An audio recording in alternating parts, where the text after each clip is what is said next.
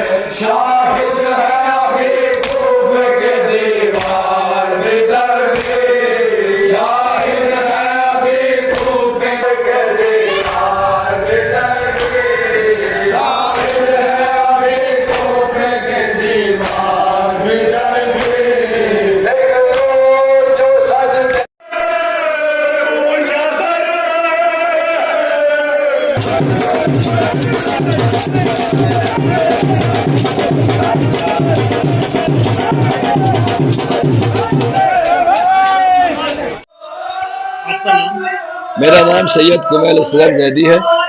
मैं यहीं का रहने वाला हूँ। इसी गांव बिडौली सादात मुजफ्फरनगर असल हमारा वतन है। करीब में फ़िलहाल गाजीपुर शामली का जो गांव है मेरा वतन वहाँ है, लेकिन मैं फ़िलहाल पूना में रहता हूँ और वहाँ इमाम जुमा जमात की खिदमत कर रहा हूँ, पूना महाराष्ट्र में।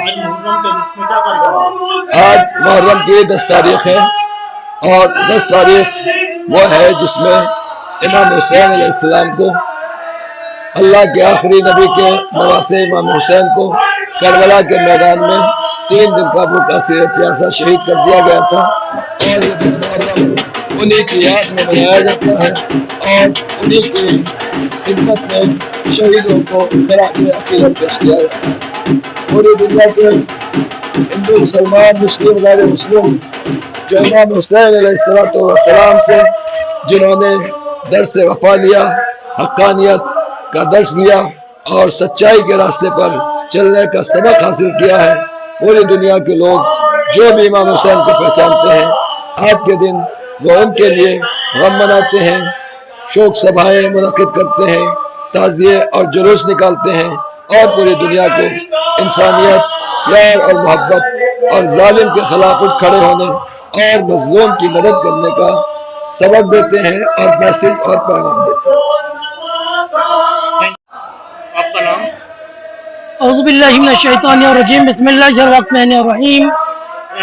मैं मौलाना मेराज मेहदी हूँ, इलाहाबाद से ताल्लुक़ बिलोंग करता हूँ। आज इलाहाबाद जी आज मुहर्रम का, चूँकि इस्लाम के फाउंडर हज़रत मोहम्मद मुस्तफ़ा सल्लल्लाहु अलैहि वसल्लम के नवासे इमाम हुसैन अलैहिस्सलाम की शहादत का दिन है। आज की इस तारीख में पूरी दुनिया के तमाम मुसलमान और न सिर्फ मुसलमान, दूसरे गैर मुसलमान भी इमाम हुसैन की इस कुर्बानी को, इस शहादत को याद करते हैं। क्योंकि इमाम हुसैन की शहादत सिर्फ एक फ़िरक़े के लिए, एक दीन के लिए नहीं थी, बल्कि पूरी इंसानियत के लिए थी।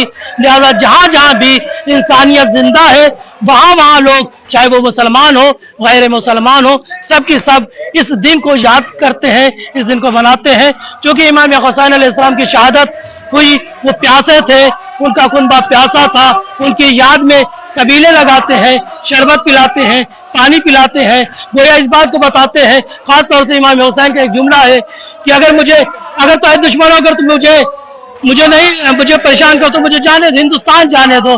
یعنی امام حسین کی ایک تمنا سرزمین ہندوستان تھی، اور ہندوستان کے رہنے والے چاہے جسی مسلک کے ہوں وہ امام حسین کی یاد بنا کے اس بات کو بناتے ہیں کہ کاش امام حسین آتے تو امام حسین شہید نہ ہوتے، لیکن شہید ہو گئے ہیں تو ہم اس یاد کو، اس دن کو زندہ رکھیں گے، ان کی پیاس کو زندہ رکھیں گے، ان کے ایم، ان کے مقصد کو زندہ رکھیں گے، کیونکہ ان کا مقصد انسانیت کو بچانا تھا، دنیا سے ظلم کا خاتمہ تھا.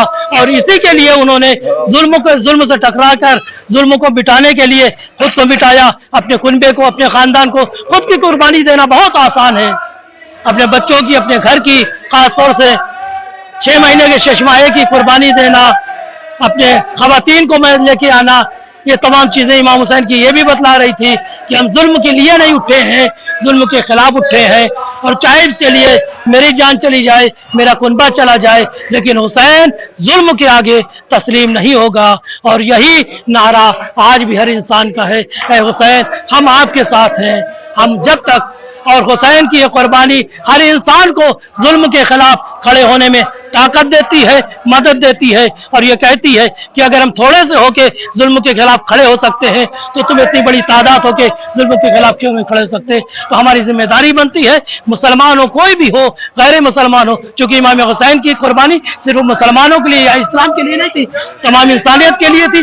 لہذا سب کی ذمہ داری ہے، سب کا کرتب بنتا ہے، سب کی ڈیوٹی بنتی ہے کہ اس دن کو ہم امام حسین کی یاد منائیں، ان کی یاد میں ان کی پیاس کو یاد رکھیں، ان کی پیاس میں پانی پلائیں، شربت پلائیں. دھنیہ واد، شکریہ.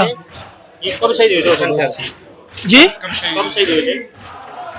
یہ محمد مصطفیٰ صلی اللہ علیہ وسلم کی وفات کے بعد ان کے نidhan کے 50 سال کے بعد یہ واقعہ ہوا تھا. یعنی آج سے 1400 سال پہلے، تقریباً 1400 سال پہلے کربلا کی زمین پہ یہ حادثہ پیش آیا، جس وقت مسلمانوں کی حکومت ایک ظالم جابر یزید نامی شخص کے ہاتھ میں آ گئی تھی، جو انسان کو انسان نہیں سمجھتا تھا، مانو کو مانو نہیں سمجھتا تھا. اس کا مقصد تھا انسانیت پہ قبضہ کرنا، انسانیت پہ حکومت کرنا. امام حسین نے اس کو اجازت نہیں دی، اور اس کے لیے امام حسین نے اپنی قربانی دی.